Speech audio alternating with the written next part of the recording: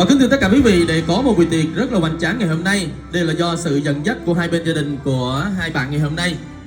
Và điều sự dẫn dắt ấy thì xin mời tất cả quý vị chúng ta cùng hướng mắt về sân khấu để cùng chào đón đôi tân lang và tân gia nhân chúng ta ngày hôm nay, đó là chú rể Danh Sầm Nang và cô dâu Tố Trinh. Chúng ta cùng nắm tay nhau cùng tiến về sân lễ để ra mắt tất cả quý vị khách mời ngày hôm nay. Vâng, xin mời ạ.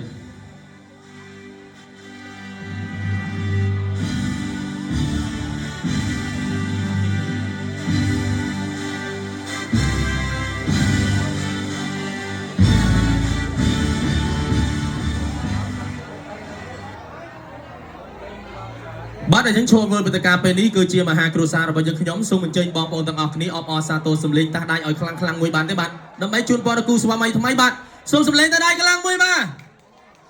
ទមានវត្តមានពេលនេះក៏សូមឲ្យដោយការអញ្ជើញរបស់ពុកម៉ែបងប្អូនដែលបានផ្ដល់វត្តមានពេលនេះដើម្បីអរគុណពុកម៉ែបងប្អូនទាំងអស់គ្នាសូមមហាគ្រួសាររបស់យើងខ្ញុំអោនប្រសេរីសាដើម្បីអរគុណដល់ពុកម៉ែបងប្អូនដោយអោនសេរីសាមួយដងបាទសូមអញ្ជើញទាំងអស់គ្នាបាទ1 2 3បាទហើយចឹងពេលនេះក៏មានក្រុមគ្រួសាររបស់លោកពូកំគឺជាប្រធានដើមការថ្ងៃនេះក៏មានអញ្ជើញពុកម៉ែបងប្អូនទាំងអស់គ្នាមកចូលរួមក្នុងកម្មវិធីនេះបាទហើយដើម្បីទទួលពាក្យអរគុណរបស់លោកពូសូមលោកពូមានប្រសាសន៍ខ្លះៗដើម្បីពាក្យអរគុណរបស់ពុកម៉ែបងប្អូនក៏ដូចជាពាក្យជូនពរដល់កូនទាំងពីរបាទសូមអញ្ជើញអាឡូ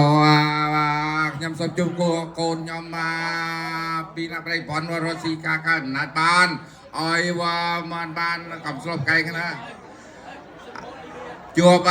សេចក្តីសុខសេចក្តីចម្រើនដោយប្រាថ្នាឥឡូវបើបន្តមកពីទៅខ្ញុំបងប្អូនមកខ្ញុំខ្ញុំមិននៃតបថ្នមសងគុណទេមិនតែបတ်ចម្រៀងមួយមានចំណងជើងថាចឹង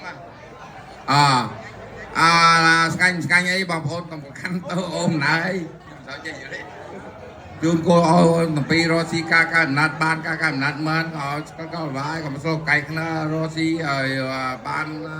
សុខសប្បាយទាំងអស់គ្នាអញ្ចឹងបាទអញ្ចឹងសូមអរគុណច្រើនដល់ពាក្យអរគុណរបស់លោកពូក៏ដូចជាពាក្យពេចន៍សម្រាប់នៅកូនទាំងទ្វេនៅថ្ងៃរៀបមង្គលអាពាហ៍ពិពាហ៍បាទហើយអញ្ចឹងសូមដើម្បីអបអរសាទរដល់ថ្ងៃនេះក៏សូមអញ្ជើញមហាគ្រួសារជាមួយខ្ញុំកាន់កែវស្រាកែវបៀឡើងដើម្បីយើងឡើងព្រមគ្នាទាំងអស់គ្នាបាទណា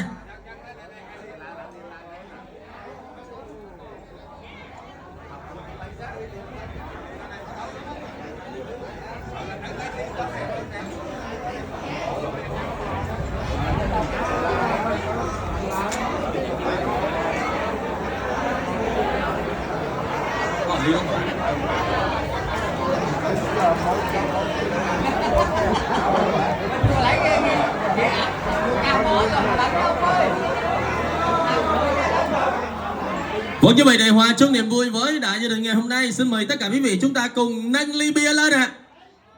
Chúng ta cùng chúc mừng quý vị ơi, cùng nâng ly và xin mời hai bên tung gia chúng ta cùng cạn ly, nâng ly lên tất cả quý vị chúng ta cùng nâng ly ạ. Chúc mừng quý vị ơi, 1, 2, 3, yêu. Chúc mừng cô dâu mới, chú cắm phần cắm ta chúc mừng chú rể ngoan, cầu cho hạnh phúc ấm no, chung sức chung lòng đường đến tương lai. Và kính thưa tất cả quý vị, phần ra mắt tất cả quý vị đến từ đại gia đình chúng ta ngày hôm nay thì ngắn thôi quý vị, tại vì chiều còn chúng ta còn làm lễ cắt bánh khoai đường xăm banh nữa, thì vậy thì ngay bây giờ thì phần làm lễ ra mắt tất cả quý vị đã xong thì xin hỏi bên phía họ nhà gái chúng ta có đôi lời phát biểu gì không ạ? Miền Bắc Sa hay khá thế bạn xôm chơi miền đi xong rồi con cháu ơi chuột nữa mình ní hơi xìa mình ban mình ấy tầm ơi lồng cày nữa ai đôi cha gặm bạnจะ xung con chán xung mình chơi lon tặng sáng kháng nhưng chặt đai thế này bạn đầm bay thoát chặt đai tới chưa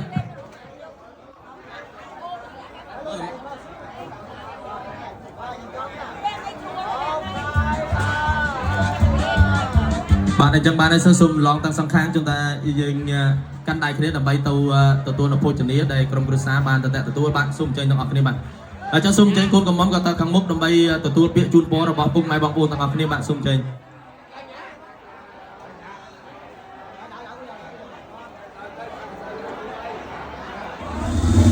អញ្ចឹងមុនមកវេទិកាវិញខ្ញុំបានសូមគោរពអញ្ជើញចាំបកស្រាយចំពោះ